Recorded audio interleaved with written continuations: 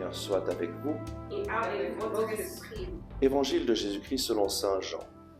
Gloire à toi, Seigneur.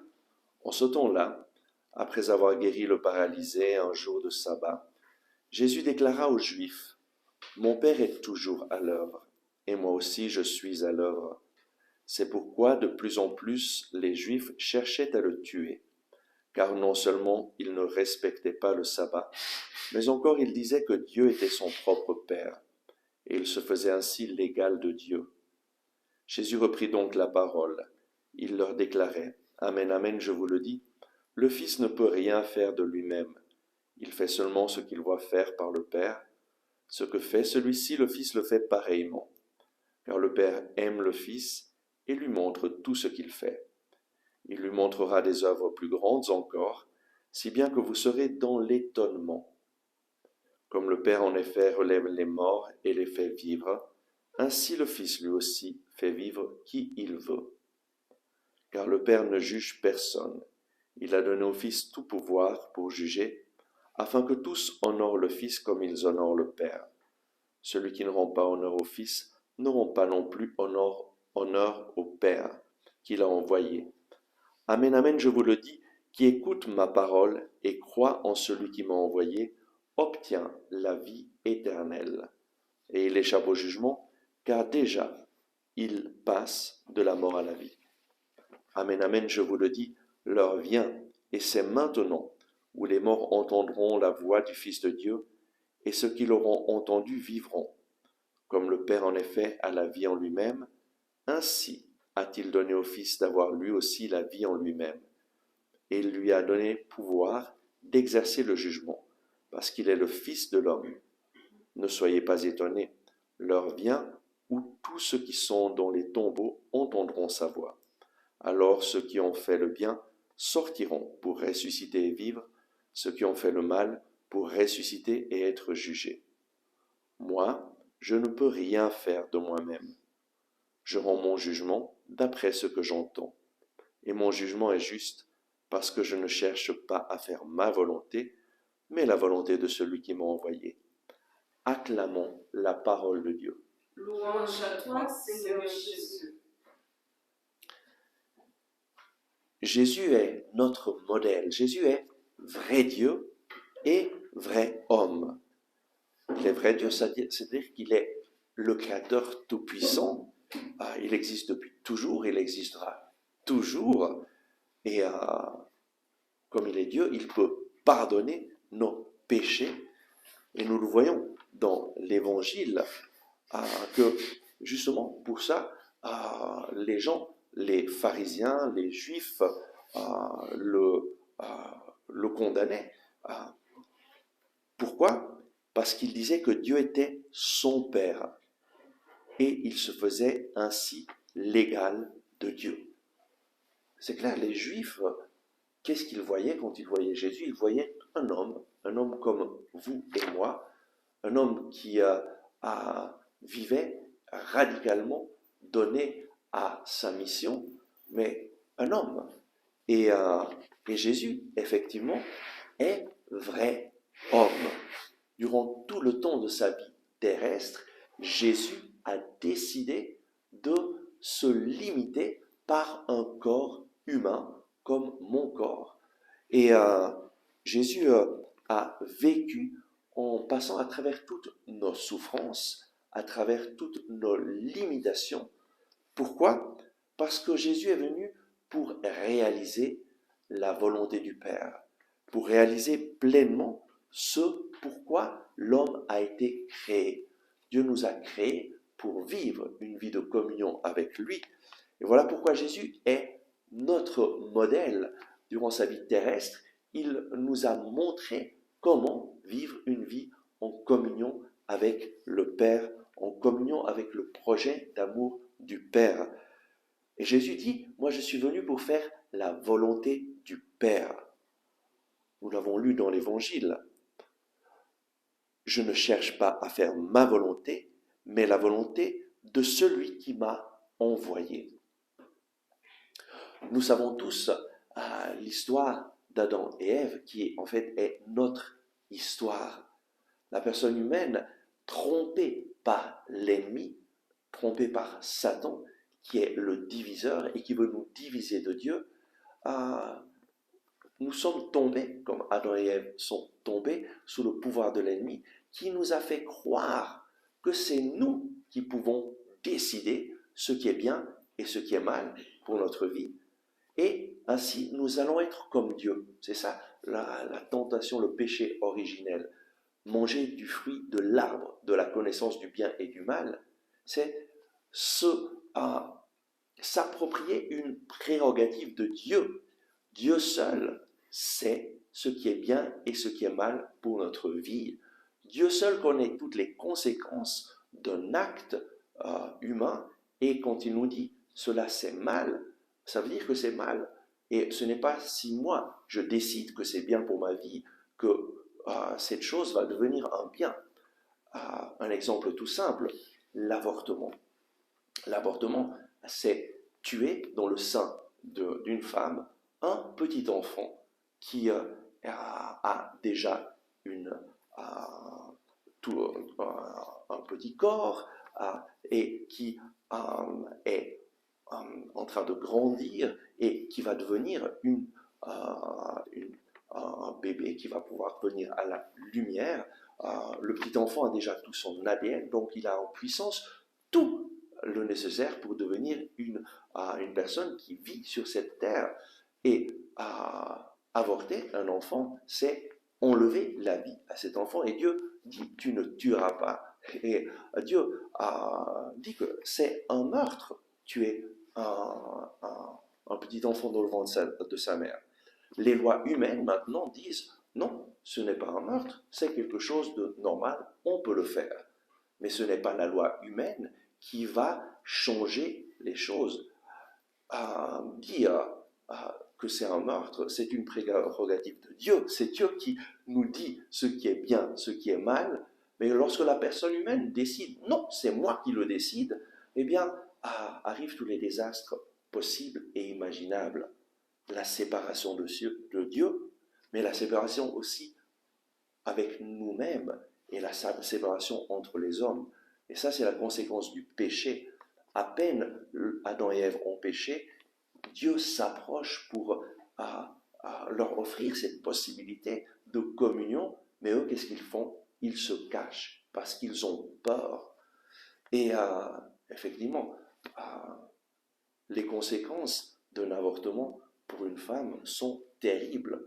Et combien de femmes j'ai pu accueillir, confesser, encourager, et qui se sentaient complètement détruites par le fait qu'elles avaient enlevé la vie à leur petit enfant. Et quand elles l'ont fait, elles pensaient qu'elles ne se rendaient pas compte de ce que cela signifiait, mais après l'avoir fait, c'est leur corps, leur esprit, leurs émotions qui se sont rebellées.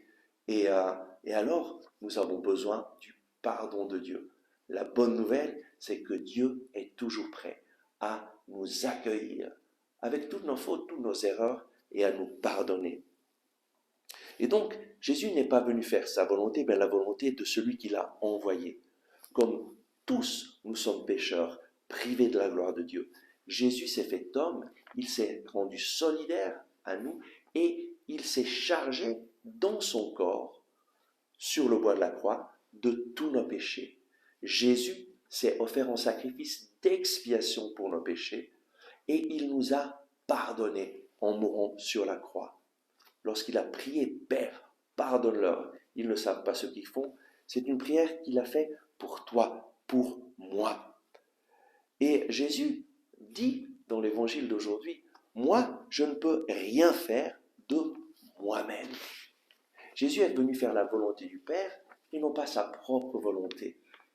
Devant la passion qu'il attendait, Jésus a souffert cette angoisse et a prié, Père, si possible que ce calice s'éloigne de moi, mais non pas ma volonté, mais que ta volonté soit faite. Jésus, dans l'évangile d'aujourd'hui, déclare, le Fils ne peut rien faire de lui-même. Il fait seulement ce qu'il voit faire le Père. Ce que fait celui-ci, le Fils le fait pareillement. car le Père aime le Fils et lui montre tout ce qu'il fait. En d'autres paroles, Jésus est en train de dire que tout ce qu'il faisait, il le faisait en se mettant à l'écoute du Père. Il ne le faisait pas avant d'avoir prié, avant d'avoir écouté le Père, pour voir ce que le Père voulait faire. Et alors, il faisait ce que le Père lui révélait de faire.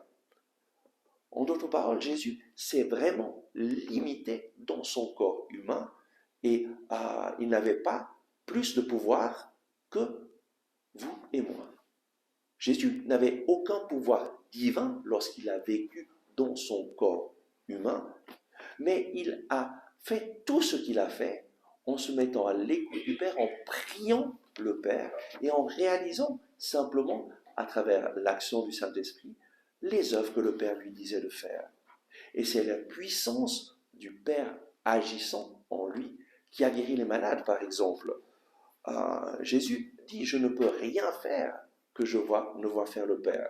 Et si ce n'était pas ainsi, alors Jésus ne pourrait pas être notre modèle et nous ne pourrions pas faire ce que lui a fait. Mais Jésus dit « Ceux qui croient en moi feront les mêmes œuvres que je fais, ils en feront de plus grandes parce que je vais vers le Père. Tout ce que vous me demanderez en mon nom, je le ferai. » Et ça, c'est fondamental de vraiment comprendre ce que signifie Jésus s'est fait homme, il s'est limité comme un de nous et nous a montré comment nous pouvons vivre une vie de communion avec le Père et réaliser l'œuvre de Dieu et être des instruments dans ses mains pour que la gloire de Dieu se manifeste dans ce monde. Nous comprenons peut-être un peu mieux en regardant les saints. Par exemple, le Saint-Père Pio. Le Saint-Père Pio dans sa vie, a collaboré avec le Seigneur pour que beaucoup de miracles se réalisent. Malheureusement, très souvent, la personne humaine attribue à la personne le miracle. Et donc le Père Pio a fait ce miracle. Non, le Père Pio était une personne de prière qui recherchait la volonté du Père. Et chaque fois qu'il se trouvait dans une situation, il priait intensément pour voir, Seigneur, qu'est-ce que tu veux faire? Et à travers l'action de Dieu, l'action du Saint-Esprit, dont le Père Pio, des personnes ont été guéries, des aveugles ont retrouvé la vue, des muets ont commencé à parler, des gens qui ne pouvaient pas marcher ont pu marcher. Mais les saints, ce sont des personnes de prière qui suivent l'exemple, qui ont suivi l'exemple de Jésus et qui, comme Jésus, ont recherché à faire la volonté du Père, se sont mis en prière pour demander « Seigneur, qu'est-ce que tu veux faire dans cette situation ?» Et alors, ils ont pu, comme Jésus, être des instruments dans les mains de Dieu pour que la gloire de Dieu se manifeste, pour que des guérisons se passent, pour que les conversions se passent. Et ça, c'est la même chose pour nous. Le Seigneur veut nous utiliser, veut t'utiliser. Très souvent, lorsque je prie pour les personnes, je vois le Seigneur agir et opérer des œuvres que moi je ne peux pas faire. J'ai vu des personnes qui ne pouvaient plus pas voir, aveugles, qui ont retrouvé la vue. J'ai vu des personnes qui ne pouvaient pas marcher, qui ont recommencé à marcher. Mais ça, ce n'est pas moi qui l'a fait, c'est le Père en moi. C'est l'œuvre de Dieu en moi qui prie. Et voilà pourquoi Jésus est vraiment notre modèle. Et il nous dit, je ne peux rien faire que je dois faire le Père. C'est-à-dire que Jésus devait vivre une vie de prière, rechercher la volonté du Père pour réaliser ce que Dieu lui disait de faire. Et comment le faire? Jésus nous le dit. Qui écoute ma parole et croit en celui qui m'a envoyé, obtient la vie éternelle. Car déjà, il passe de la mort à la vie. Le secret, c'est d'écouter la parole de Dieu et de faire ce que Dieu nous dit de faire. Dans la première lecture, il est écrit à Jérusalem, disait, le Seigneur m'a abandonné, mon Seigneur m'a oublié. Très souvent, peut-être nous pensons cela, Dieu m'a abandonné. Et Dieu dit, une femme peut-elle oublier son nourrisson, ne plus avoir de la tendresse pour le fils de ses entrailles? Même si elle oubliait, moi, je ne t'oublierai pas. Dieu t'aime Il a un projet d'amour pour ta vie. Il ne t'oublie pas et il te donne sa parole pour que tu puisses connaître sa volonté. Jésus est notre modèle. Tous les jours, il passait du temps à prier pour se mettre à l'écoute du Père et faire la volonté du Père. Il se mettait à l'écoute de la parole de Dieu et nous enseignait de cette façon que nous aussi, nous pouvons faire la volonté du Père en nous mettant à l'écoute de Dieu chaque jour, en prenant la parole de Dieu en main, en écoutant ce que Dieu nous dit et en faisant ce que lui nous dit de faire. Oui, Seigneur Jésus, merci parce que tu nous as montré comment vivre la vie humaine. Donne-nous, Seigneur, aujourd'hui de nous mettre comme toi à l'écoute du Père, en priant avec la parole de Dieu et de faire ce que Dieu nous dit de faire à travers sa parole. Amen. Merci d'avoir regardé ce message. Si vous l'avez aimé, je vous invite à cliquer sur le bouton « J'aime ». C'est très important en effet de cliquer sur le bouton « J'aime » afin que les moteurs de recherche de YouTube fassent voir ce message à d'autres personnes qui sinon ne le verraient jamais.